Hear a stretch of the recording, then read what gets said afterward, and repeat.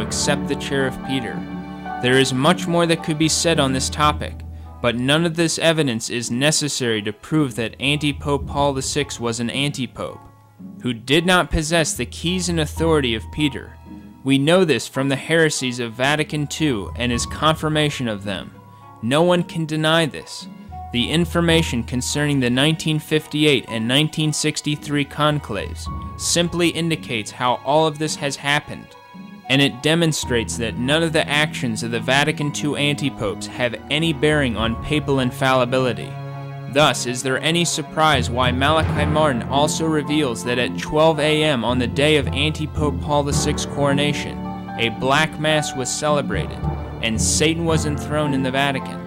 Also, is there any doubt why Antipope Paul VI proceeded to give away the papal tiara, the sign of a true pope's authority, to a Jewish merchant? It is also documented that Antipope John XXIII frequently remarked that Vatican II was a new Pentecost. Pentecost is recognized as the day on which the Roman Catholic Church was publicly founded. By identifying Vatican II as a new Pentecost, Antipope John XXIII was announcing that it was the beginning of a new church. This new church is presently headed by Antipope John Paul II, who declared at the very beginning of his reign that his primary intention was to implement Vatican II.